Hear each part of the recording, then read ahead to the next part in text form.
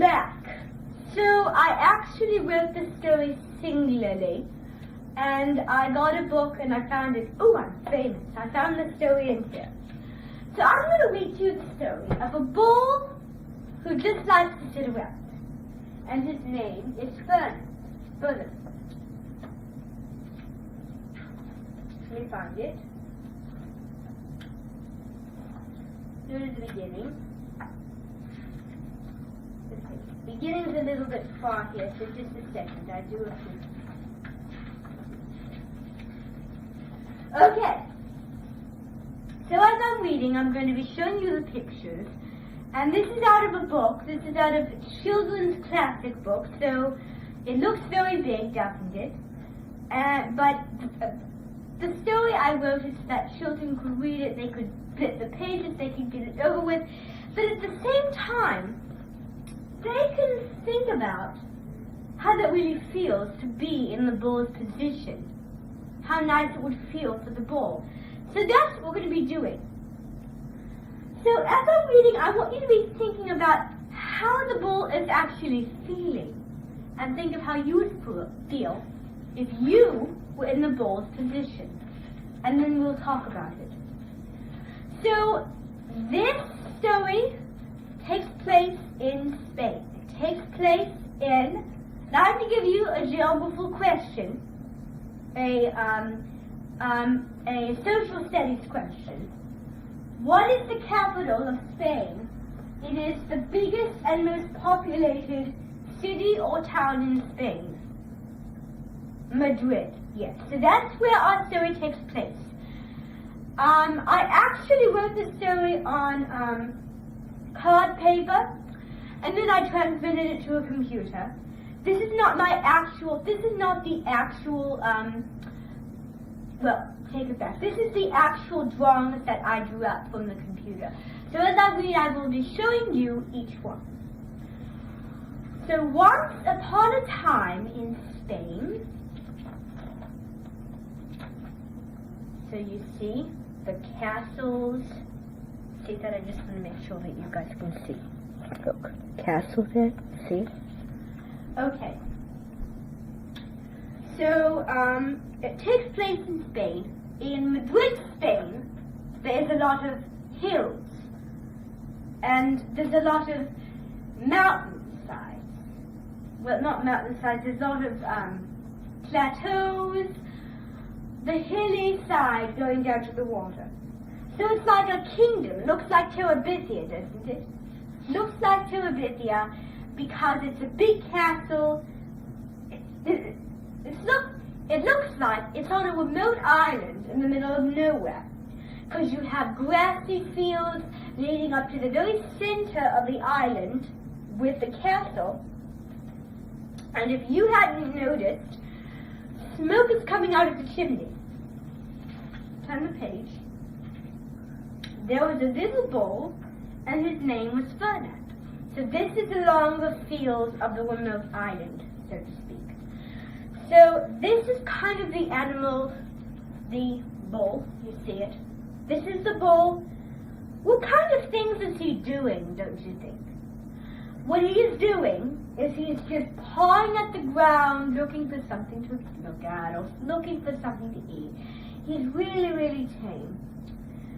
For the starters, so as you can see, I know it's not the best picture. I should have zoomed in, but anyways.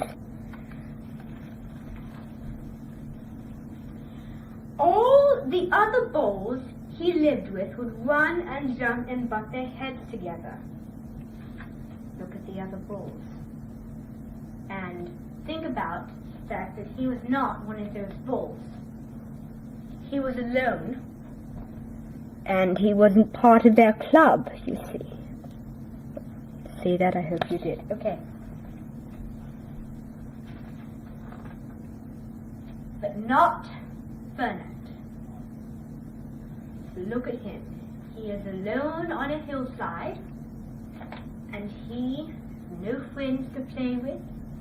He's just walking around, and so there he is. See him? On a hillside. he liked to sit just quietly and smell the flowers. Look at him. So, he's alone. And because he's alone, and he can't be friends with the other bulls, he found him something to do. Found him something to like that he never did.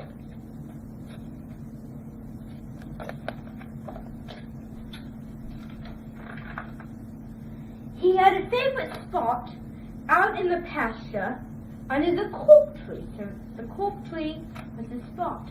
You see? That was the spot. You see the cork tree? See him? There, I don't know if you can see that good enough, but I'm doing my best. It was his favorite tree, and he would sit in the shade all day and just smell the flowers. So that's all he liked to do. That's all he ever did. So, unlike the other bulls, he didn't play. He didn't have any friends. So, probably thought the flowers were his friends. His only companion. Sometimes his mother, who was a cow, okay, so I think you learned something. A bull is like a child cow. Would worry about him. She was afraid he would be lonesome all by himself, and I hope you're thinking about this. So the mother is very, very worried about him, and she's worried that he has no friends and he's alone. You see? I don't know if you can see that. Why don't you run and play with the other little bulls and skip and butt your heads, she would say. But Ferdinand would shake his head. I like it better here. I can just sit quietly and smell the flowers.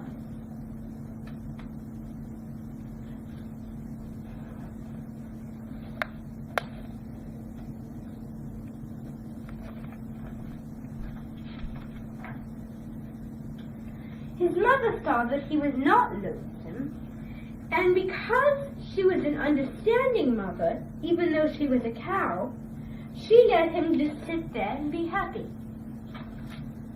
So, that's a very good lesson to learn, people. Be empathetic. To each his own. If your son likes something and you don't like something, then that's not your problem. Worry about you. As the years went by, Ferdinand grew and grew until he was very big and strong. Look at him. He's very big and strong, isn't he? Really looks fierce, doesn't he? He looks fierce. But do you think he acts like that?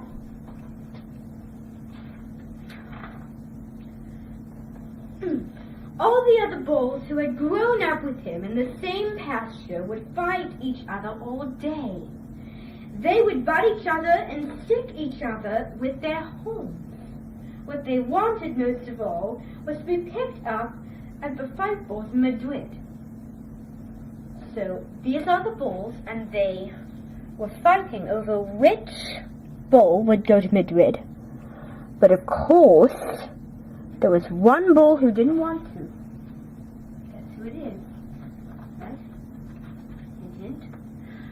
But not Ferdinand. He still liked to just sit quietly under the cork tree and smell the flowers.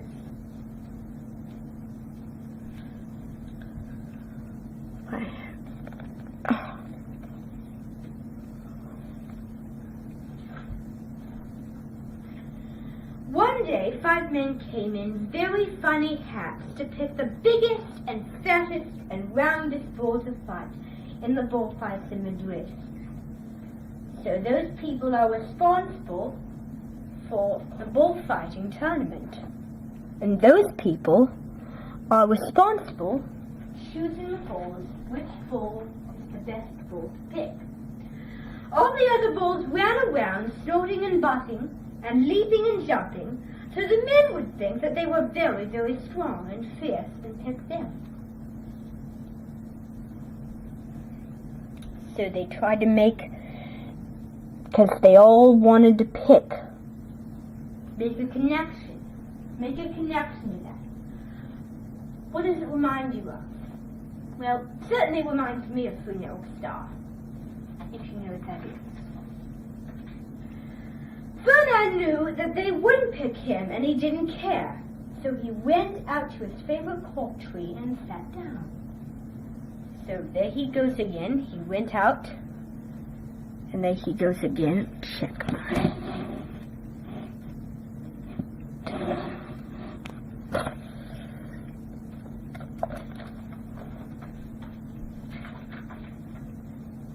He didn't look where he was sitting, and instead of sitting on the nice, cool grass, he sat in the shade of in the shade.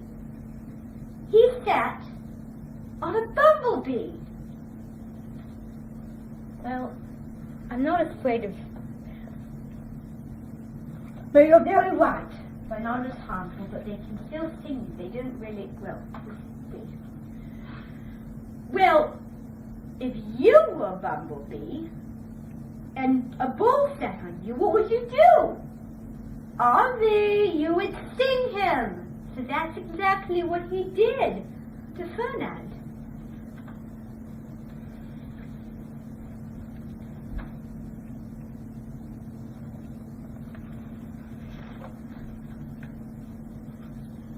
Wow! Did it hurt? Ferdinand jumped up with a snort. He went around puffing and snorting, butting and pawing at the ground as if he were crazy. So this bee got him hyper. Make a prediction to what that's going to turn out to be. The 5 men saw him, and they all shouted with joy.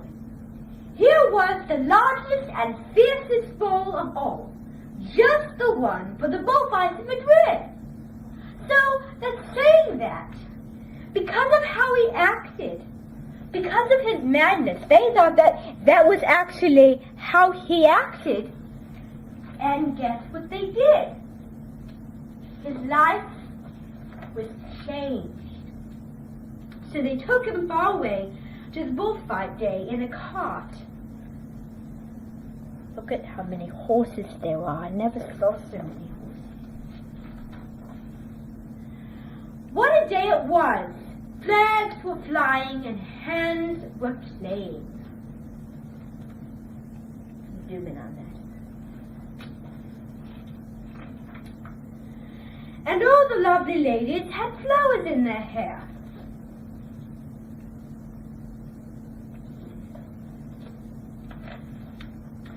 They had a parade into the bull ring. So they had music and parade. The whole thing beginning. Then came the banderillos with long, sharp pins with ribbons on them to stick in the bull and make him mad. So it's a game of fierce position. Level 1. Next came the picados, who rode skinny horses, and they had long spears to stick in the bull and make him madder. So madder, level 2. Then came the matador, the proudest of all. He thought he was very handsome and bowed to the ladies. He had a red cape and a sword and was supposed to stick the bull last of all. Level 3, ticket to moon 1, only singular.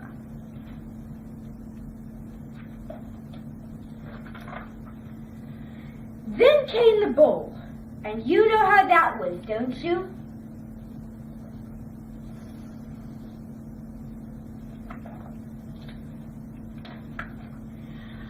They called him Ferdinand, the fierce, and all the ballerinas were afraid of him, and the picados were afraid of him, and the matador was scared stiff.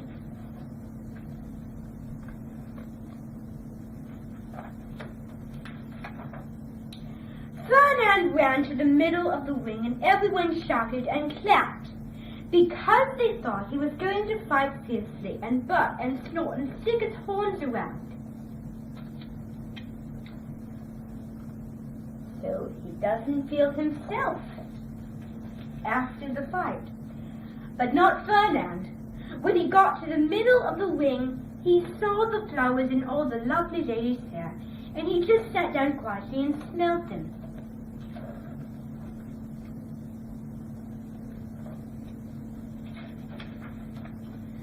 He wouldn't fight and be fierce no matter what they did. He just sat and smelled. And the ballerinas were mad, and the picados were madder, and the Mandatoor was so mad he cried, because he couldn't show off his cape and sword. So it's too sad to be there. So they had to take Ferdinand home.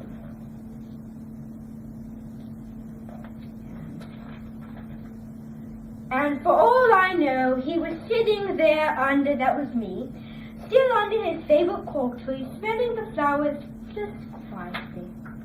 The end. So that was very good. How did you like that? Was it good? Yes. So now I want you to be thinking, how do you think the bull felt in the story? Do you think he felt happy and then he didn't feel himself? Because when he was sitting, he felt very happy and very calm. And then when he came to the bullfighting, that was a whole different thing, because he just sat there and he wasn't happy. And they realized this bull might not be the good one. We made a bad choice. So I think the theme is, when something is good, then keep it that way, because that's the good thing. If something's good, if you change it up, it won't be good anymore. So that's kind of my theme. You might have a theme of your own, and I tell you what, here's what we're going to do. On your way out, make a slip for me, write a theme, and explain it out of the story. So I wrote that, so that's me writing. So thank you, everybody. I really appreciate it. Do you need on the way out? And bye-bye.